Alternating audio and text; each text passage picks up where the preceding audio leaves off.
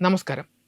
ആധുനിക ആഗോള രാഷ്ട്രീയത്തിലെ ഏറ്റവും ശക്തവും ചർച്ച ചെയ്യപ്പെടുന്നതുമായ ഒന്നാണ് അമേരിക്കയും ഇസ്രയേലും തമ്മിലുള്ള ബന്ധം.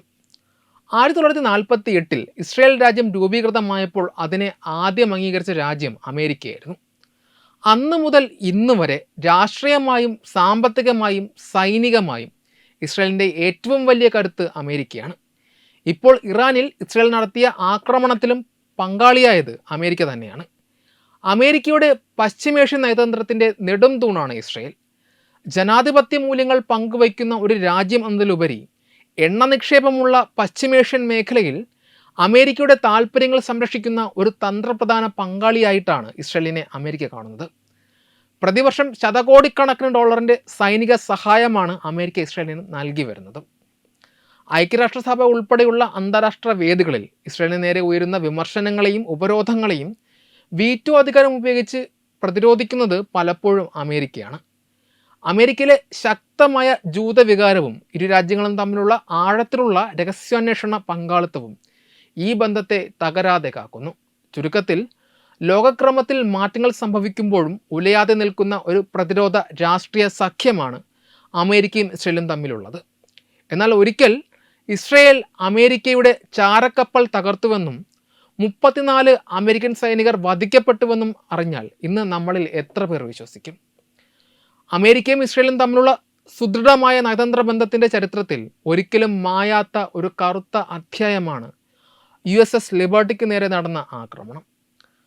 1967 നടന്ന 6 ദിന യുദ്ധത്തിനിടയിൽ അന്താരാഷ്ട്ര സമുദ്രപരിധിയിൽ നങ്കൂരമിട്ടിരുന്ന അമേരിക്കൻ ചാരക്കപ്പലിനെ ഇസ്രയേൽ വ്യോമസേനയും നാവികസേനയും ചേർന്ന് തകർക്കുകയായിരുന്നു.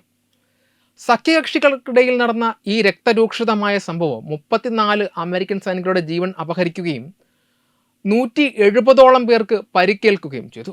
ഇസ്രയേൽ ഇതൊരു അബദ്ധമെന്ന് പറഞ്ഞ് തള്ളിക്കളയുമ്പോഴും കപ്പലിലുണ്ടായിരുന്ന അതിജീവിച്ചവരും പല ചരിത്രകാരന്മാരും ഇത് കരുതിക്കൂട്ടി ചെയ്ത ഒന്നാണെന്ന് ഇന്നും ഉറച്ചു വിശ്വസിക്കുന്നുണ്ട്. 1967 ജൂൺ 5 ഇസ്രയേലും അറബ് രാജ്യങ്ങളായ ഈജിപ്റ്റ്, ജോർദാൻ, സിറിയ എന്നിവരും തമ്മിലുള്ള യുദ്ധം ആരംഭിക്കുന്നത്. യുദ്ധത്തിൽ അമേരിക്ക നേരിട്ട് പങ്കെടുത്തിരുന്നില്ല എങ്കിലും ഇസ്രയേലിന് ആവശ്യമായ ആയുധങ്ങൾ നൽകിയിരുന്നു. എന്നാൽ സിനായ് ഉപദ്വീപിൻ്റെ വടക്കൻ ഭാഗത്ത് സിഗ്നലുകൾ ശേഖരിക്കാനും വിവരങ്ങൾ ചോർത്താനുമായി അമേരിക്ക തങ്ങളുടെ USS ലിബർട്ടിയെ നിയോഗിക്കുന്നു. ഒരു ചരക്ക് കപ്പലിൽ നിന്നും പരിഷ്കരിച്ചെടുത്ത ഈ കപ്പലിൽ വിവരശേഖരണത്തിനായുള്ള ആധുനിക സംവിധാനങ്ങൾ ഉണ്ടായിരുന്നു. എന്നാൽ സ്വയം പ്രതിരോധിക്കാനുള്ള ആയുധങ്ങൾ കുറവായിരുന്നു. വെറും 4 മെഷീൻ ഗണ്ണുകൾ മാത്രമായിരുന്നു ഈ കപ്പലിലെ പ്രതിരോധ സംവിധാനം. ജൂൺ 8 ഉച്ചയ്ക്ക് ശേഷം 3 മണിയോടെയാണ് ആക്രമണം തുടങ്ങുന്നത്. ഇസ്രയേലിൻ്റെ മിറാഷ് യുദ്ധവിമാനങ്ങൾ 30mm പീരങ്കികൾ ഉപയോഗിച്ച് കപ്പലിനെ നിരന്തരം ആക്രമിച്ചു. വിമാനങ്ങൾക്കൊപ്പം ഇസ്രയേലിൻ്റെ ടോർപിഡോ ബോട്ടുകളും ആക്രമണത്തിൽ പങ്കുചേർന്നു. കപ്പലിലെ വാർത്താവിനിമയ സംവിധാനങ്ങൾ ഇസ്രയേൽ ജാം ചെയ്യുകയും സഹായത്തിനായി അയച്ച സന്ദേശങ്ങൾ തടയുകയും ചെയ്തു. ആക്രമണത്തിൽ കപ്പലിൽ വലിയ തീപിടുത്തമുണ്ടാക്കുകയും ഒരു ടോർപിഡോ കപ്പലിൽ പതിച്ച് വലിയ ദ്വാരമുണ്ടാക്കുകയും ചെയ്തു. ഏകദേശം 1.5 മണിക്കൂർ നീണ്ടുനിന്ന ഈ ആക്രമണത്തിൽ കപ്പൽ തകർന്നുവെങ്കിലും കപ്പിത്താൻ വില്യം എഗ്നോഗലിൻ്റെ ധീരമായ നേതൃത്വത്തിൽ കപ്പൽ മുങ്ങാതെ സംരക്ഷിക്കാൻ സാധിച്ചു. സംഭവം നടന്ന ഉടൻ ഇസ്രയേൽ ഖേദം പ്രകടിപ്പിച്ചു. ലിബർട്ടിയെ ഒരു ഈജിപ്ഷ്യൻ കപ്പലായി തെറ്റിദ്ധരിച്ചതാണ് ആക്രമണത്തിന് കാരണമെന്നായിരുന്നു ഇസ്രയേലിൻ്റെ ഔദ്യോഗികമായ വിശദീകരണം. ലിബർട്ടിയുടെ വലിപ്പവും അമേരിക്കൻ പതാകയുടെ സാന്നിധ്യവും തിരിച്ചറിയാൻ പറ്റിയില്ലെന്ന് അവർ വാദിച്ചു. അമേരിക്കൻ പ്രസിഡന്റ് ലിൻഡൻ ജോൺസൺ തുടക്കത്തിൽ സോവിയറ്റ് യൂണിയനെ സംശയിച്ചിരുന്നുവെങ്കിലും ഇസ്രയേൽ കുറ്റസമ്മതം നടത്തിയതോടെ അത് അംഗീകരിക്കുകയാണ്. ഈ ആക്രമണം മനഃപൂർവ്വം ചെയ്തതാണെന്ന് വിശ്വസിക്കുവാൻ പല കാരണങ്ങളും ഉണ്ടാകും. ഇസ്രയേൽ സിറിയയിലെ ഗോലാൻ കുന്നുകൾ പിടിച്ചെടുക്കാൻ പോകുന്ന വിവരം അമേരിക്ക അറിയാതിരിക്കാൻ ലിബർട്ടിയെ തകർക്കുകയായിരുന്നുവെന്ന് ഒരു വിഭാഗം വാദിക്കുന്നു. തങ്ങളുടെ രഹസ്യ സൈനിക നീക്കങ്ങൾ ലിബർട്ടിയുടെ സിഗ്നൽ സംവിധാനം വഴി അമേരിക്ക ചോർത്തുമെന്ന് അവർ ഭയപ്പെട്ടിരിക്കാം. വർഷങ്ങൾക്കിപ്പുറവും USS ലിബർട്ടിക്കെതിരായ ആക്രമണം ഒരു നിഗൂഢതയായി അവശേഷിക്കുന്നു.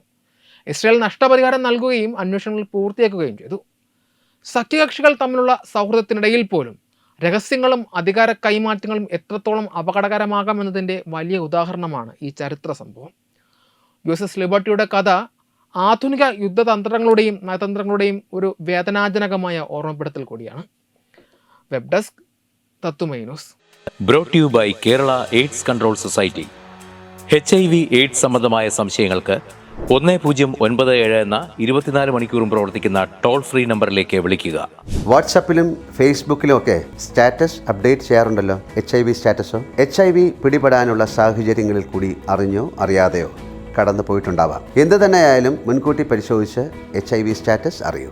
സൗജന്യ HIV പരിശോധനയും കൗൺസിലിങ്ങും ആരോഗ്യ കേന്ദ്രങ്ങളിൽ പ്രവർത്തിക്കുന്ന ICTC അഥവാ ജ്യോതിസ് കേന്ദ്രങ്ങളെ സമീപിക്കുക. നിങ്ങളുടെ സ്റ്റാറ്റസ് എന്തായാലും വിവരങ്ങൾ രഹസ്യമായി സൂക്ഷിക്കുന്നതായിരിക്കും.